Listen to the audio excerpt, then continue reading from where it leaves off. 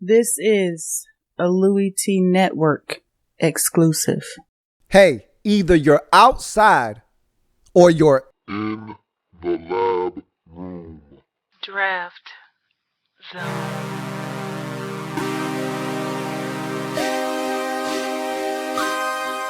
Hey, yo. Could it be? With me, your me, Louie T. Welcome. You are in the lab room, of course. I'm your host, Luke. Thank you for joining me on the 2016 NFL Draft Wrap-Up Series, where your man, Louie T, aims to break down all 32 teams in the National Football League's 2016 NFL Draft using our baseball grading scale, single, double, triple, home run. There are no strikeouts here in the Draft Wrap-Up Series, as we cannot tell how these players are going to pan out. And I don't want to discount any of these young men before they get their chance in the National Football League. So we'll get a score for each and every single player selected by X said team in the draft, get an aggregate, divide by the number of selections made by that team in the draft, which would then yield us a final overall grade for that team's draft. We'll move on to the next team in the process, picked by you. That's right, you the viewer out there are in total control, as this is the up format, the you pick format. You the viewers simply just need to be the first to comment in the comment section using two phrases: the phrase next and the team you'd like to see next. And I don't care how you phrase it, as long as the word next and the team you want to see next is in that comment, and you're first, not second, not third, not 99th, not 97th, not please do my team next. I don't want to hear begging and crying and screaming. Look, I want winners. That's all I care about. I just want you to win. All I want to see you do is win, no matter what. You do that, that team's going to be up next in the process. Seems simple enough? That's because it is, man.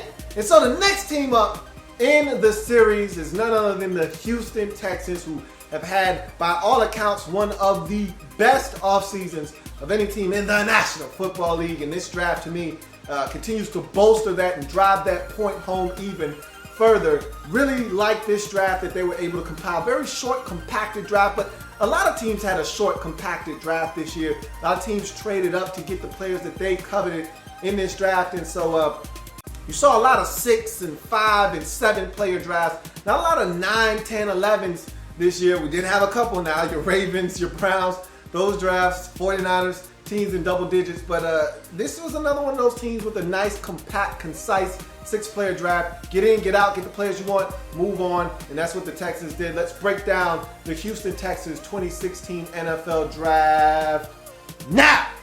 First round, 21st pick overall, Notre Dame wide receiver Will Fuller is the selection. Remember, Texans trade up one slot. They were the 22nd pick in this draft. They trade up to 21 with the Redskins, go up one slot to get Will Fuller, wide receiver out of Notre Dame. 6 foot, 186 pound wide receiver. We heard a lot of chatter about the Texans being madly in love with Will Fuller, what he brings to the table from a speed and explosive standpoint. And that's the first pro you jump into with Will Fuller. Explosive speed and playmaking ability. Speed! You can't teach it. Either you wake up in the morning with it or you don't. And this guy has it in spades. He has an abundance of speed, knows how to use it. 4.32 40, one of the fastest participants at the 2016 NFL Scouting Combine this past year. And this guy can pick him up and put him down.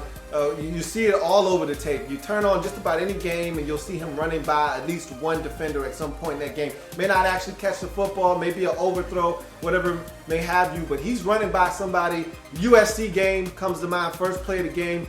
We know one of the best corners in all of college football is Adoree Jackson. This is a guy that's going to be, a name that rolls off the tip of a lot of people's tongues coming up here in the next collegiate season. And he smokes Adoree Jackson on the first play of the game. Has him by at least 2, 3, maybe even 4 steps, and gets into the end zone on the opening play of the game for Notre Dame on offense against USC in a shootout win versus the Trojans. He was a guy that consistently got behind the defense. We'll talk about some more of his explosive plays a little bit later. Just know you're getting a guy that not only can make explosive plays, averaged up over 16 yards a catch at Notre Dame this year, well over 1,000 yards. But you're talking about a guy here that gets in the end zone as well. And with these big plays, he knows how to find the end zone. So you're getting an explosive, dynamic playmaker, a guy that can put points on the scoreboard immediately And as we saw with the Panthers last year, you get a guy that's a home run threat like they had in Ted Ginn Jr. that can get deep and get vertical behind the defense and strike quickly. You could have yourself an explosive offense that can put up points in a hurry. Nothing scares the defense more than a guy that can get behind their defense and get into the end zone and put points up in a heartbeat, and that's what Will Fuller can do, and I think that's why the Texans absolutely love this guy in the first round. Last second burst, and you don't get this out of every single receiver, but he's a receiver that has that last second burst. He's even with the corner, and at the last second that ball comes and he's able to accelerate away from that cornerback at the last second, track the football, pick it up and go much faster than slow and get into the end zone. He's one of those guys that they look like they're even. That corner feels like I'm ready to hit pocket, and then that football comes and he just turns it up to another gear, and next thing you know, Will Fuller's under the football. That cornerback's 1.5 yards behind him trailing, and he's off to the races. And so he's got that last second burst that allows him to make those plays and take a 55-yard catch and turn it into a 72-yard catch and run for a touchdown. He's got that kind of ability. Run after the catch, I think this is something else that separates him from someone like, say, a Kobe Listenby out of TCU, who is also a burner and a track guy. But Kobe Listenby isn't a guy that's going to catch a hitch or a wide receiver screen and murk on you. He's not the type of guy that's going to catch a comeback, make a guy miss, turn up the field, and run down the sideline for a 70-yard touchdown like Will Fuller did versus Ohio State in the Fiesta Bowl. And to me, that's the perfect example of what you get out of Will Fuller in terms of rack or yards after, run after catch. Is a guy that can catch the football, turn up the field, make a guy miss, and get up the field and go much faster than slow. I think that Fiesta Bowl is a perfect example of that. Catches an underneath route, comes back, makes that corner miss, gets up the sideline, beats the angle of the safety and any other defender looking to try to catch him, and he gets into the end zone for a touchdown. That was on a bad wheel. That was on a bad ankle, and he did all of that damage. And you see him all the time at Notre Dame in that Brian Kelly offense. They run a lot of underneath routes, a lot of hitches, a lot of wide receiver screens, a lot of bubble screens, a lot of tunnel screens. So a lot of getting the football into playmakers' hands quickly and allowing them to do the damage after the catch. And Will Fuller was one of the best at Notre Dame in doing that. So you're getting a guy that is explosive, not only down the field as a vertical threat that can stretch the defense, but a guy that you can also get the football into his hands immediately and have him do damage that way as well. He's clutch. That's the next pro, man. I can't tell you how many times he bailed Notre Dame out just last season. I mean, there were countless games. The ones early in the season come to mind, Georgia Tech, especially the UVA game, because that's the game that Notre Dame lost their quarterback Malik Zaire in that football game. In comes Deshaun Kaiser late in that ball game. You're thinking, okay, UVA's got us. They're not going to be able to pull this one out of the hat. This is a tough loss early in the season out in Charlottesville. And here comes Will Fuller, man, making a play late in that ball game to pull away defeat out of the pull victory out of the jaws of defeat. And it was a huge play, and that guy has been clutch all season long, all throughout his Notre Dame career, to be honest with you. He's a guy that's not afraid of the moment, and he will make a big play when his team needs him the most. So I think that's also something that he has, is that clutch gene. He can make a big play at the most opportunistic time for his team. He'll compete as a blocker now. I'm not saying he's the best blocker in the world, but he's a guy that will compete in the run game, will give you some effort there. He's not a great blocker, and he's a smaller guy at 186, so it's not like he's going to be moving anybody out of the way per se, but he will compete. He will get in the way. He will try to put his body in between he and the ball carrier, which, again, I can respect that. You see a couple of big plays from Notre Dame, and some of them is just Will Fuller getting in the way and slowing that corner up just enough so that one of the playmakers like a CJ Procise or a Chris Brown or Amir Carlisle or one of these guys can catch the football, get up the field, and avoid that corner. So he will compete as a blocker. And his final pro is heavy production. This is a guy that you can rely on, you can throw the football to. Back-to-back seasons of over 1,000 yards at Notre Dame, over 1,200 yards this past season, 29 touchdowns. That's the big number that stands out for me. 14 touchdowns last year, 15 this past season. This is a guy that gets in the end zone. With these big plays also comes touchdown. Nothing worse than a guy that makes big plays but doesn't know how to find the end zone. This is a guy that can find the end zone on these big, huge plays that are explosive. And he can also be a guy that you can throw it to down in the red zone that can win on a quick slant, get inside and win and catch the football. So he's a guy that has a knack for getting in the end zone, putting points on the scoreboard is what it's all about. You can find a guy that can help you move the sticks and also put points on the scoreboard. You feel like you've got it all figured out.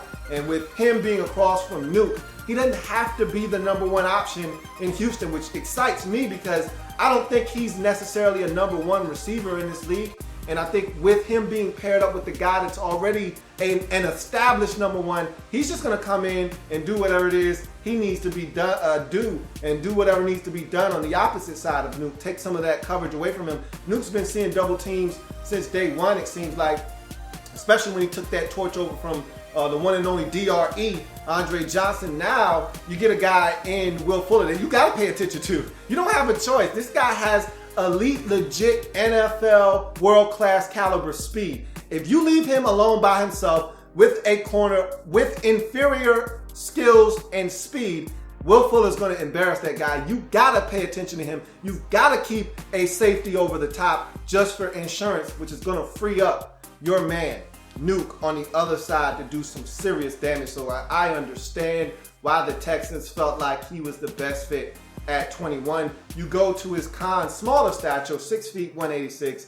I expect and anticipate him to put on a few pounds, not much.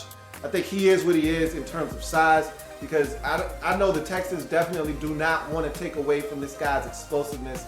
So I don't see this guy getting up to, say, 195. I could see him putting on 5 pounds or so, getting to 190, 191 range. That would be fine by me, but he's a smaller guy. That is what it is at this point. I don't think that's going to change anytime soon. Route running refinement. So to me, at Notre Dame, I talked about being in the system under Brian Kelly at Notre Dame where it's a lot of quick passes for the quarterback, a lot of easy reads, a lot of hitches, a lot of slants, a lot of bubble screens, a lot of tunnel screens. There's not a lot of sophistication. There are a lot of different route combinations with Brian Kelly. He's a very smart and astute offensive coordinator as well as a head coach. But there's a lot of easy, get the football in my hands quickly type of routes for these receivers at Notre Dame.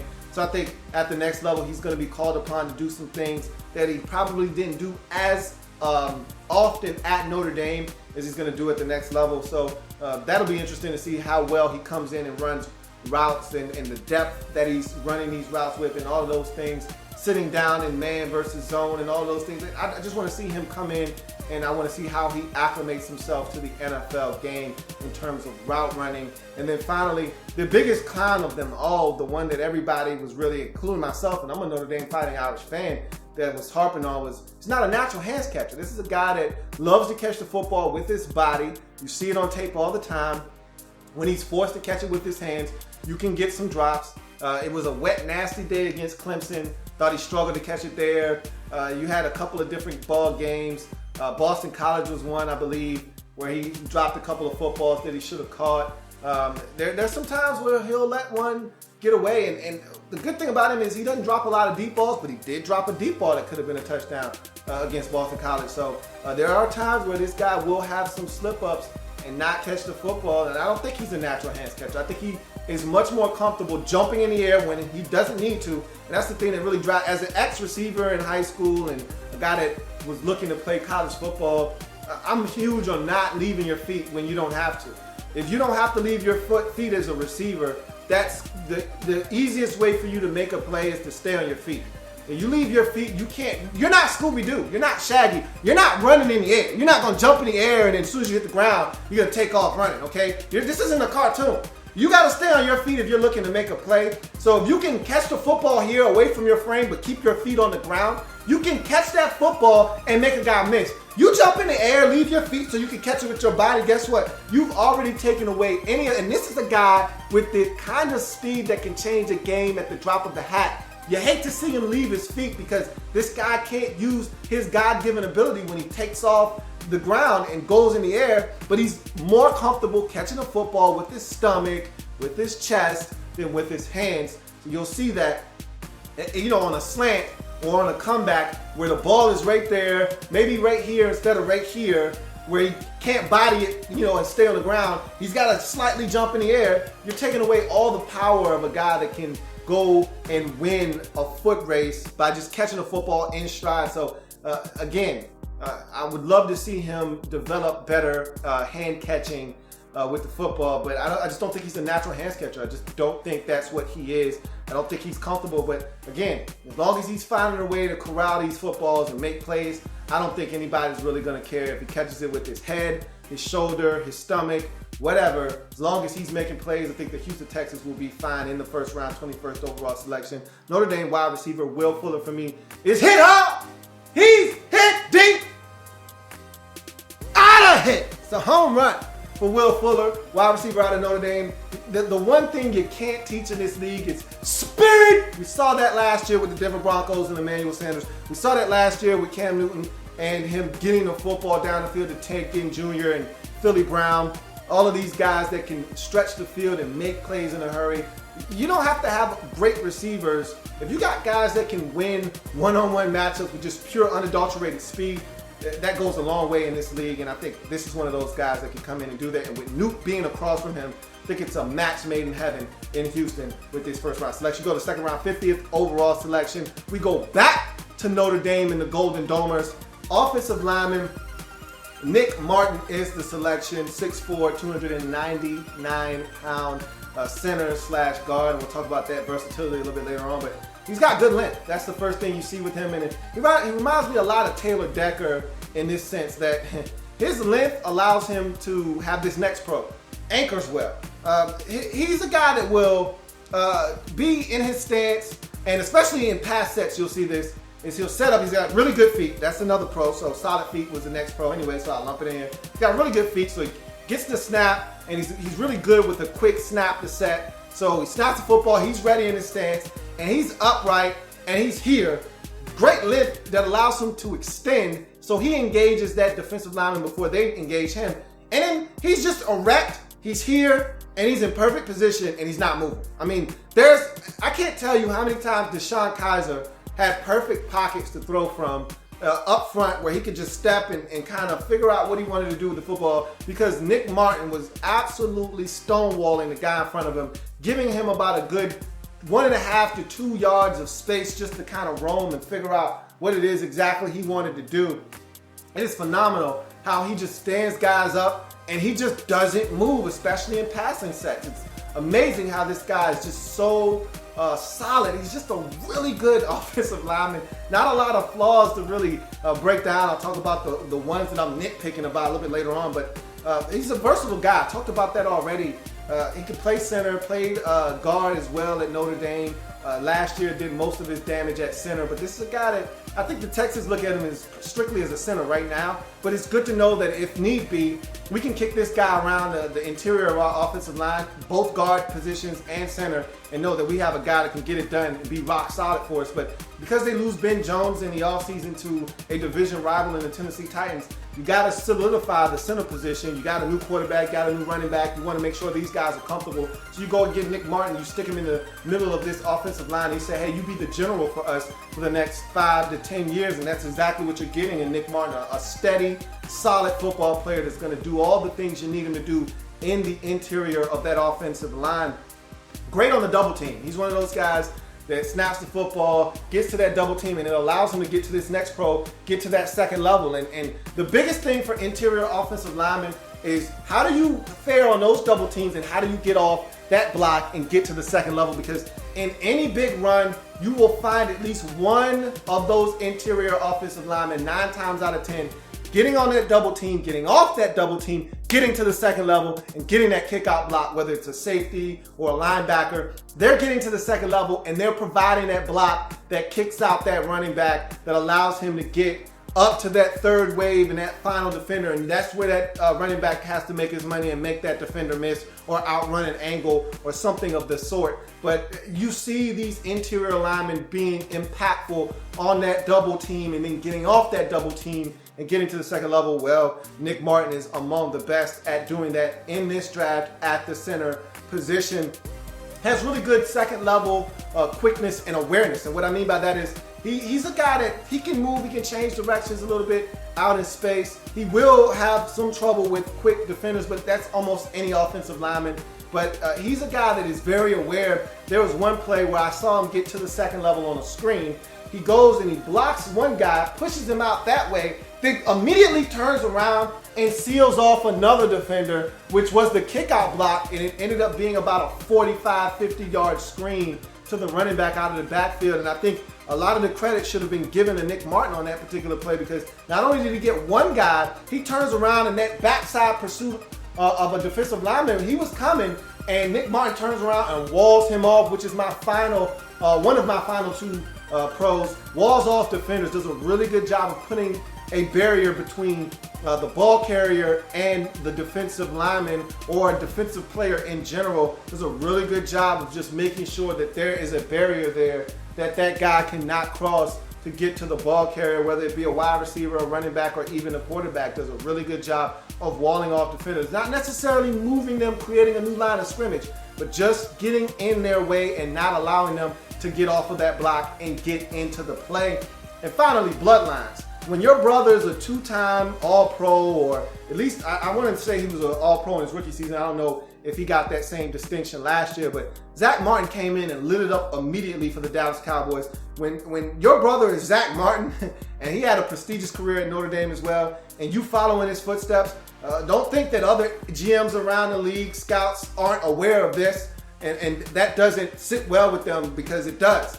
Bloodlines are huge in this league. If you have a brother, you got an uncle, you got a dad that did it at a high level, they're expecting much of the same from you, because it's in your genes and in your DNA, and that's what he has going for him as well. So a lot of things to like here from Nick Martin as we jump into his cons. Doesn't generate a ton of movement in the run game. He's not a guy that's going to blow a defender necessarily off the football and have him, 3 yards removed from the line of scrimmage. Again, you don't have to necessarily do that to be an effective blocker. You just need to be able to stay on your blocks and be able to. My biggest thing is give me a decisive lane or a decisive way of which to cut off your block. I can't stand when offensive linemen don't give their running backs or receivers or whomever has a football, quarterback even, doesn't give them a clear path of which to cut off their block. If you're just standing there and you're kind of all over the place, I don't know whether to cut off, because that allows a guy to really stack and shed. And if you're just allowing them to hold you up here and you're kind of square up, that means that defensive lineman has a two-way go of it. If that running back decides to cut off your block this way, he can shed you that way, get to the ball carrier. If you go the other way, he can do the same thing, shed, get to the ball carrier on the other side. If you turn a guy and you turn here, I know, cut off your block this way, that defender's not going to get to me that way. So just give me a clear path of where to go, and I think Nick Martin, he does a good job of that. I talked about walling off defenders, he does a really good job of that, but he doesn't create a lot of movement in the run game per se. So that's something, and I think that if you go back and look at the 2-point conversion against Clemson, it was his job to kind of start to play out, create a little bit of movement, and then get out in front of Deshaun Kaiser on that quarterback draw to get into the end zone. And he wasn't really able to, but it wasn't just him. That whole offensive line basically was at a stalemate on that play, and they weren't able to get in and tie the game up against Clemson. But that's what I'm talking about. Didn't generate a ton of movement in the run game, and quickness can elude him in space. Again, I'm nitpicking on both of these. I'm really nitpicking because it's not a lot here to really pick at with Nick Martin, but when he gets to the second level, you get a guy that, and again, I talked about this earlier, with offensive linemen in general, it's usually the case. You get a guy that darts out in front of you like a little rabbit, a safety or a corner, and they're able to kind of juke you and get him. There's really not much you can do unless you want them to tackle these guys. You don't want them to get a holding, especially 8 yards up the field. What's the point of that? So, yeah, he can be eluded by quickness out in space, but again, most offensive linemen have that same issue. I'm not going to beat Nick Martin up for that, man. In the second round, 50th overall pick, Notre Dame offensive lineman Nick Martin for me is a triple, man. I love what he brings to the table. I think this is a guy that comes in and automatically day one, you insert him at center. You move out of the way and you let this guy play. And I think you're going to have some great success with him. And he's going to pick right up where Ben Jones left off. And I think he might even be better than Ben Jones for you, to be honest with you. Younger option, going to come in, and solidify the center position for you for years to come along that offensive line. You go to the third round, 85th pick overall, the Ohio State University wide receiver Braxton Miller. B. Millie is the selection. This is a guy that I've already talked about on the Draft Prospects 101 series, so of course I'm not going to break him down here, but what I will say is that you went from having one viable option at receiver in Nuke to now having a plethora of guys that you can get the football to. And there were already some guys on your roster that were solid. Now they can kind of slide down the depth chart and probably fall into where they're supposed to be on this team in terms of a receiving option, because I think Braxton Miller, his livelihood is going to depend on how he wins in the slot. I don't see him as an outside receiver. I think he's a guy that wins in the slot, that's going to be a really good slot receiver with that quickness that he possesses. I always think of that Virginia Tech game. and that was his first game at receiver, and how he bursted onto the scene and made all these plays, and that spin move was just tremendous. One of the best spin moves you'll ever see in your life. Looked like a video game. That's the kind of quickness. He's got some really good hands. Saw a number of catches where he had to extend way away from his frame, leave his feet, and go get the football, and he was able to do so. Think about the Maryland grab, the diving stab he had in that game. There's just a number of highlight reels from Braxton Miller, and I think he's going to come in and really help this wide receiving core in Houston. I think he's going to come in and add an element of quickness and decisiveness in that slot. He's got some route running to do and learn how to fine-tune some things there. He's still raw. Again, the guy only played receiver for 1 year, so there's a lot for him to learn, but I think because of the quickness that he possesses, the really strong hands, his ability to win off the line of scrimmage, and his run after the catch, even can do some gadgety things with him, man. You can run some wide receiver screens. You can do some double passes with this guy, jet sweeps. This is going to add a different element to your offense because you have another guy here that can do some things that other players previously on this roster could not. So really love what he brings to the table. Think this is going to take a little bit of time for him to have the impact that I think he's ultimately going to have for this Texans team.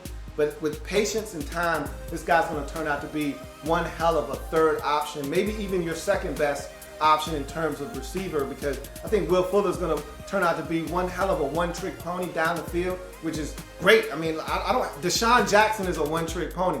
Does anybody complain about Deshaun Jackson's one trick? Hell no, because you know you can rely on that one trick when it's going. I think that's what Will Fuller's going to end up being, another one of these. I don't think he's Emmanuel Sanders. I heard that comparison. Emmanuel Sanders can win underneath and catch underneath routes. I think he's going to be more of a Mike Wallace is Will Fuller. I think Braxton Miller is going to be that guy that on 3rd and 6, you're going to be looking for him. If you can't get to Nuke, I think he's going to end up being the guy you're going to look for on 3rd and 6, more so than Will Fuller as time progresses and he gets better and more comfortable as a receiver. In the 3rd round, 85th overall selection, the Ohio State University wide receiver Braxton Miller for me is another triple. The Texans, I thought, went out and really solidified this offensive unit with now going out and getting your quarterback and going out and getting a running back. You get Osweiler, you get Miller, and now you go out and you get 2 receivers in the first 3 rounds of this draft. Feel like you've put together an offense now, and in between those 2 picks, you go out and get a center. So really, you've taken care of business if you're the Houston Texans offensively. Now, and we saw how dynamic this defense can be.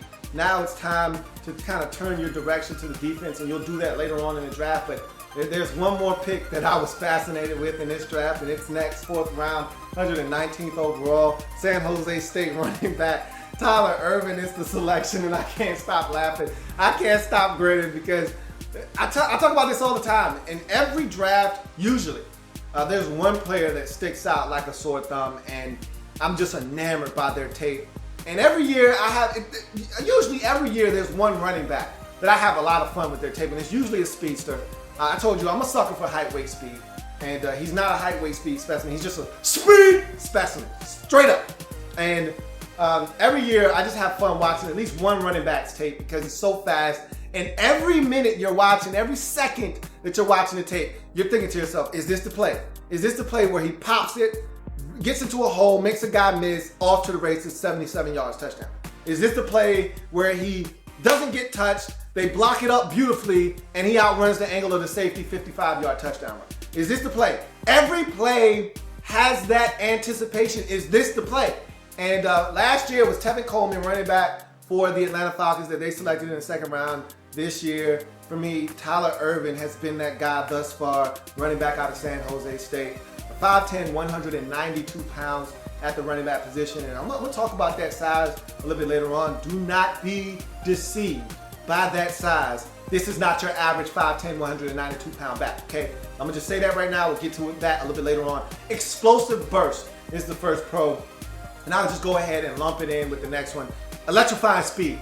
Electrifying speed. This is a guy that runs a 4.4 140, and you see it. This isn't one of those guys where you don't necessarily see that speed on tape. You're like, he's fast, but I don't really see it. No, you see it, okay? There's an electrifying speed and burst element here with Tyler Ervin that is just magnificent. And it's so fun to watch. And the beauty of it all is he's not just a speed demon. He's not just a guy that needs to get to the outside because he's 5'10", 192. He's not a guy that has to get to the edge and doesn't want contact and is looking to run out of bounds. This guy's physical, man. At 5'10", 192, there was one game at San Jose State where this guy got 40 carries. 40 carries for a 5'10", 192 pound back. This guy is not afraid, and he runs between the tackles, okay? Of those 40 carries, I can assure you, and I can't confirm nor deny this, but I can pretty much, I will go out on a limb and probably be able to assure you that, and that actually doesn't go together. Probably and assure aren't two words that should be said in the same sentence, but anyway, I can probably say with 95% certainty that of those 40 carries, 22 of them at least were in between the tackles. Not off tackle, not toss or pitches, not zone read to the outside, but straight power runs in between the tackles where he got the football and he tried to make something happen in between the tackles. He's a physical runner as well, but he's got the trifecta. He's got the holy trinity of the running back position. Great vision, tremendous balance, excellent feet.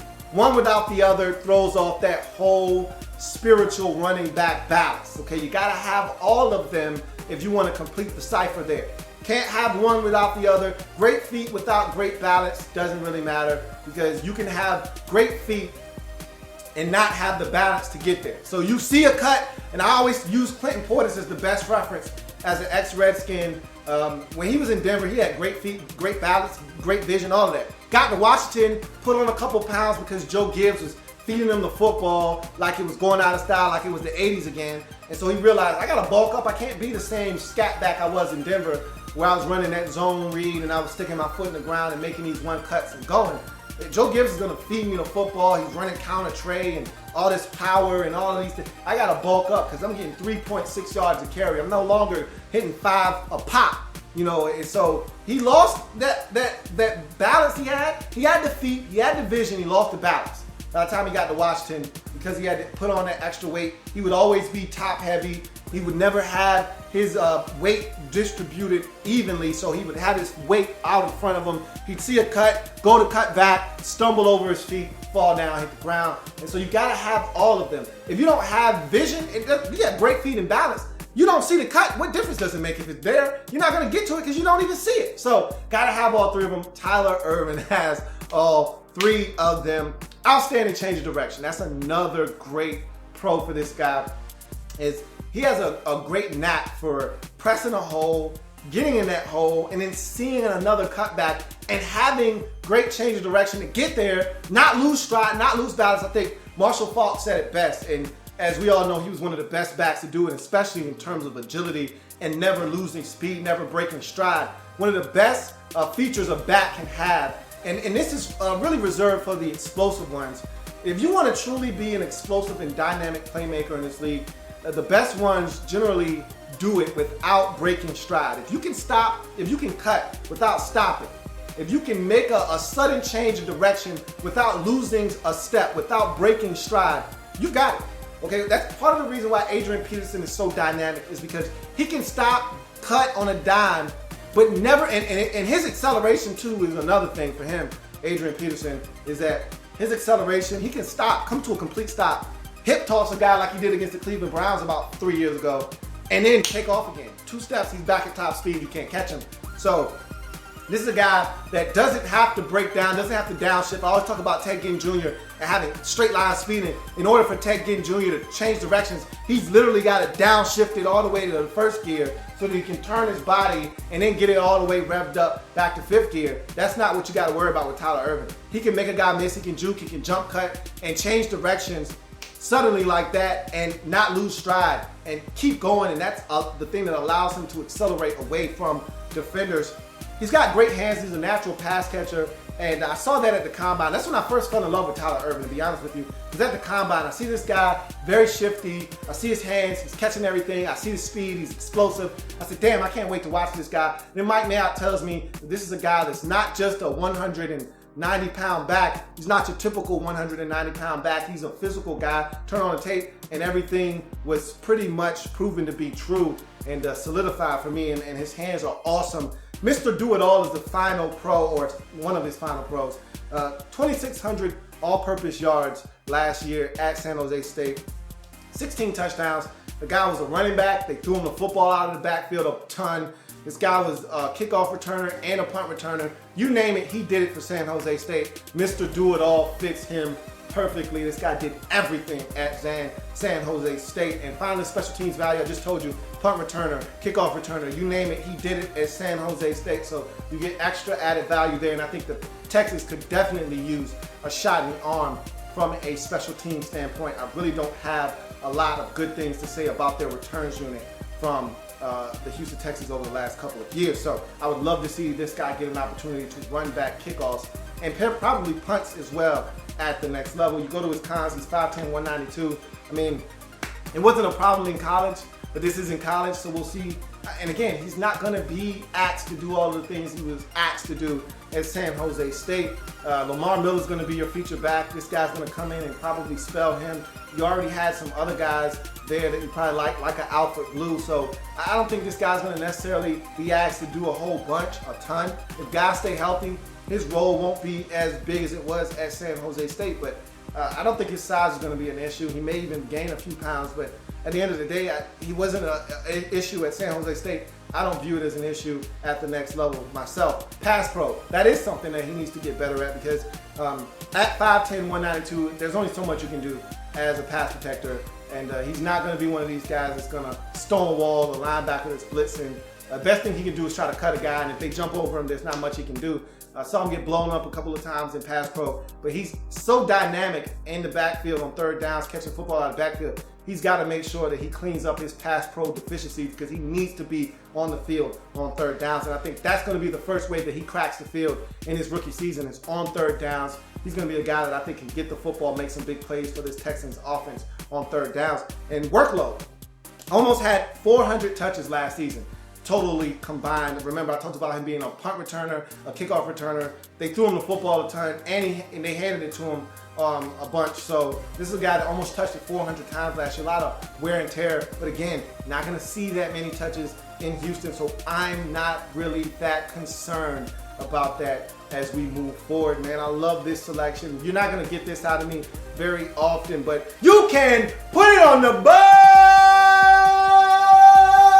Yes! It's a home run in the 4th round. I don't give out 4th round home runs very often, but man, do I love Tyler Ervin. 119th pick overall, running back out of San Jose State. I think he's going to have a much bigger impact than people think, especially on this Texans offense, where I think there is a little bit of space for a guy to come in here and make some plays, and not just offensively. I think this guy can have an impact on special teams as well. Go to the 5th round, 159th pick overall, West Virginia defensive back KJ Dillon is the selection. 6 feet, 210 pounds. Tremendous athlete, 4'5", outstanding range. Those two kind of go hand in hand. This is a guy that can cover a lot of field quickly, and he was the unsung guy at West Virginia. Everybody talks Carl Joseph, but I see a lot of KJ Dillon. Not saying Carl Joseph isn't the man, because he is, but KJ Dillon was holding it up in his own right. And I'd say it was a really big Michael Jordan, Scottie Pippen, Russell Westbrook, Kevin Durant kind of thing going on, where, yeah, Carl Joseph is getting a lot of the attention, but there's a lot of substance over here with KJ Dillon, and I really like what I saw out of him. Dynamic versatility. This This is a guy that lined up at linebacker, would make plays in the box, would line up at free safety 20, 30 yards off the football, would line up at strong safety, would be right around the box playing those underneath routes, then would also drop over the slot and cover the slot receiver and do a damn good job of doing that as well, tight ends included. So I saw a lot of versatility here with this guy, and he was dynamic in just about everything he was asked to do at West Virginia. Effective blitzer. This is a guy that when Carl Joseph went down, he had to take over last year as the captain of that secondary, and I thought he did a tremendous job in his absence. And if Carl Joseph doesn't get injured, West Virginia, believe it or not, had one of the better defenses. A lot of talent. Remember, they had Kwiatkowski get drafted. They had their cornerback get drafted by the Carolina Panthers. They had Carl Joseph, of course, get drafted, and also KJ Dillon. So there's a lot of talent on that football team, man. They were loaded, and KJ Dillon was one of the most talented players that they had on that defense. He can blitz, come off the edge, get to the quarterback, had about 3 or 4 sacks 2 years ago. Didn't have any last year, but I saw some effective blitzes that really caused havoc on the quarterback. But I think he can be a guy that you can sneak down into the box, have him creep up, and then come after the quarterback. Can drop over the slot. I already kind of referenced that. I thought he did a really good job. He looks like a corner. He has a natural feel for dropping over the slot. He drives on the football well. See him break up a couple of passes against Oklahoma, Georgia Southern, Maryland. He did a number of things in those ball games and just make you say, wow. Also has some ball skills. He can go and make some plays against Maryland. There's a ball over the middle of the field, errant throw. He has to dive, scoop it up off the turf, don't let it hit the ground. Did a phenomenal job. So there's a number of things that he brings to the table that I really love. He's a good tackler. He's not a great physical presence in terms of driving guys back, but he's a good tackler. He gets guys on the ground. That's all I care about. You can sit here and let all these guys tell you about blowing people back and knocking them backwards and all that. Look, as long as you get guys on the ground, I don't want you getting drug around. If it's 3rd and 3 and a guy catches the football a yard short of the sticks, I don't want him dragging you 2 yards and picking up the first down. He does a good job of wrapping guys up. You can't go anywhere without your legs. Shoot his cuffs. He does that. I don't have a problem with KJ Dillon. He's a really good tackler with me. And special teams value. He's a guy that's going to play on all teams, but even more so, this guy returned kickoffs and punts at West Virginia. I told you this guy is an athletic freak, and that's part of the reason why they had no problems putting him on special teams. They felt that good about his athleticism that they could put him back there on special teams. This is a guy that ran a sub 4.5 40 at his pro day, and then ran like a 4.5. I think it was like a 4.48 and then a 4.55. I just put him at 4.53. But at the end of the day, this is a guy that's tremendously gifted as an athlete, and that special teams value, I think, kind of speaks to that they put him on special teams as a punt returner and a kickoff returner. That lets you know that this guy has that kind of ability. You go to his cons, and really, my biggest con for him is the only con that I have for him. He's over aggressive. This is a guy that you can get to bite on, play action fake. He'll come up, in the college game, a lot of read option. He'd be over aggressive and come up the field. Quarterback will keep the football, get outside. You saw that against Georgia Southern. Against Maryland, a couple of runs where he had some fits, some run fits. He didn't fit in there properly. Back's able to get out the back door, make some plays. He can be over aggressive. There's a play against Georgia Southern where he's in coverage. The running back comes out of the backfield and he's caught flat-footed. Being nosy, looking at the quarterback. Running back runs right by him, up the seam, should have been a touchdown. Quarterback throws it on a rope. If he puts air on this, it's a touchdown. KJ Dillon grabs the running back, just ever so slightly tugs him, and it slowed him down just enough. Quarterback puts him on the line. KJ Dillon shows off the athleticism, knocks the football away, saves the touchdown. Should have been a walk-in touchdown from about 50 yards out. If the quarterback would have thrown it correctly, still would have been a touchdown, but that was one of those plays where he got caught over-aggressive, coming up, flat-footed, and not honoring his assignment. Running back sneaks by him and it should have been a touchdown. He can be over aggressive. You can catch him sleeping sometimes. You can catch him being over aggressive, coming up and attacking the line of scrimmage and not staying outside and keeping his proper leverage and not really staying at home. You can catch him being a little bit too aggressive, which will then open up some avenues for some plays to be made. But to me, that's really the only con that I saw. And I'm looking at him in his game and how he was used at West Virginia, which I thought was beautifully. And I'm saying to myself, am I missing something? I'm looking around like, why is this guy here in the 5th round? I mean, 6 feet, 210, great athleticism, got ball skills, can drop over the slot, can play numerous positions, and I'm looking around like, did I miss something? I must have missed something because in the 5th round, 159th pick overall, West Virginia safety KJ Dillon for me is a triple. I don't know what everybody else is seeing. I know what I saw, and I see a guy that can come in and help this Texans defense immediately. And I see a guy that has so much value because of the things that he brings to the table. I look at him as a height, weight, speed specimen, a guy that can run, a guy that has good size for the safety position, but can also drop over the slot. Give me the guy that's over aggressive. I can coach the guy that's over aggressive. I don't want the guy that's sleeping on the field. He's a guy that's wide awake and he wants to make plays. Give me KJ Dillon every day of the week. I don't know why everybody else is sleeping. Hopefully the Texans get a steal here in the 5th round and round out their draft in the 5th round. 166th pick overall. Clemson defensive lineman DJ Reader is the selection. 6'3", 327 pounds. Physical, gritty defensive tackle is DJ Reader. Stop the point of attack. You're not gonna move this guy. I didn't see him once driven back, even by double teams. You're not moving DJ Reader. Simple as that. End of discussion. This guy's standing up at the point of attack. We know how aggressive that Clemson defensive front is. They blitz a ton, and they can probably do that because of guys like DJ Reader, who doesn't get a lot of the credit, but he's taking on 2 blockers, allowing those linebackers to roam freely and get in the backfield and make plays. And so this guy's so versatile. Can play the 1 tech. I saw him line up, head over the center, so he's playing some 0 tech. Can play the 3 tech.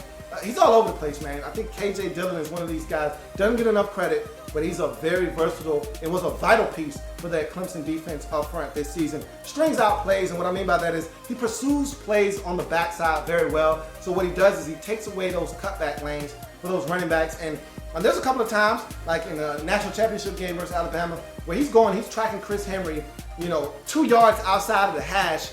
If from a guy that's coming from essentially the 3 tech on the opposite side of the field and you're running all the way to the hash outside, away from where DJ Reader is, that's a tremendous play to go and make a tackle all the way down there. You're talking about probably laterally, you're talking about probably 10 to 12 yards of field that he had to cover to get out there, and he did that. Make a play. I saw him go and tackle guys on wide receiver screens. So he's an active guy, which leads me to my next and final pro. Great motor, man. For the time that he's on the field, and he's one of those dudes, he'll let you know I'm tired. I done gave you everything I got. I'm coming out. He'll tap out, but I love that. Don't stay in the game and give me nothing. There's another guy that's fresh, that's waiting to come in. Give me everything you got while you're on the field, and when you're tired, let me know. I'll get you out of there. We'll get a fresh body in there. Great motor, man. While he's on the field, this dude is making plays. I love it, want more of it. Feel like he's the guy that can help you right away along that defensive line. You go to his cons. And for the same reason that Baylor defensive tackle Andrew Billings was on the board at the 4th round, it's the same reason why DJ Reader is on the field or on the board here in the 5th round. If this was 10 years ago, DJ Reader isn't here in the 5th round. But because this is a new day and age, passingly, you're a 2-down player. You don't offer anything in the form of a pass rusher. I can't take you higher than the 4th round. And we saw that teams took a hardline stance against 2-down players. He's a 2-down player. No impact whatsoever from a pass rushing standpoint. Unlike Andrew Billings, who I think can impact a team from passing the football because I think he can collapse the pocket. I didn't see much of that from DJ Reader. I didn't see a guy that impacted the play from a pass rushing standpoint. I don't think there's any value to him being on the field on 3rd and long situations. And because of that, I think teams just said, okay, we're not worried about him. If he's around later in the draft, we'll scoop him up as a guy that can help us stop the run. But if you're talking about a 2-down player, DJ Reader is it. And there's still value in this league in stopping the run, and still value for a 2-down player. Just looking what the Giants had to spend to wrestle away Damon Harrison away from the Jets. There's value in 2-down players. Thing is, in the draft, you can be selective. You can go and get a guy that can be a 3-down player and pass on the 2-down player. And so that's what's happening right here with DJ Reader. But I still think in the 5th round, 166 overall selection, Clemson defensive lineman, DJ Reader for me is a double. I feel like there's some good value here. Really good rotational guy that's going to come in, can play the nose for you right away. I mean, he could come in, hold it down. Vince Wilfork is there, I know right now, but how many years does Vince Wilfork really have left? This is a guy that you can groom to take over that position once he moves on, and I think he'll be able to step in, and you won't miss a beat at nose tackle in Houston. So that's the Texans draft in a nutshell. Let's quickly run over their score. Will Fuller, home run in the first round at the wide receiver position. Nick Martin, triple. Another triple in Braxton Miller in the third round. Home run for running back Tyler Irving in the fourth round. Absolutely love that guy. And I know you're thinking to yourself, Lou, you're crazy. I know, I probably am, but I love Tyler Irving and what he brings to the table. I think he's going to have a huge impact in year one. Fifth round, KJ Dillon, safety out of West Virginia, another triple. I don't know what everybody else was looking at. I don't give away fifth round triples very often, but I just felt like this guy's been underrated because Carl Joseph was next to him for his entire collegiate career. And then you go to the fifth round once more. DJ Reader, defensive lineman out of Clemson. He's a double to round out their draft. So you look at this extraordinary draft, very compact, concise. Again, this isn't a huge haul, but what they did do was go out and get effective football players that I think can come in and impact their roster right away. You get 2 home runs in Irvin and Fuller. You get 3 triples, which nets you a triples bonus in Martin, Miller, and Dillon, and then you round out your draft with DJ Reader as a double. You add all of those totals up, you get 22. You divide by the 6 picks. That nets you a 3.67 triple. That's pretty up high on this draft wrap-up series in terms of scores. I don't know exactly where that puts them, but I'd like to think that puts them in the top 7. Okay, 3.67. I don't know of many teams that have surpassed that in this draft wrap-up series. So that's a pretty good draft, if I may say so myself, for the Houston Texans in 2016. If it happens in the National Football League, whether big or small, we cover it all here in the lab room. Come back and join me as I continue to break down and in the National Football League. Bart Scott can't wait. See you next. There's plenty more where that came from. While you're here, subscribe to the channel. If you want more Louie T, be sure to follow me on Twitter at InTheLabRoom, or you can like the Facebook page at In The Lab Room. That's In The Lab Room on Facebook and at In The Lab Room on Twitter. Don't forget, subscribe to the channel if you haven't already done so.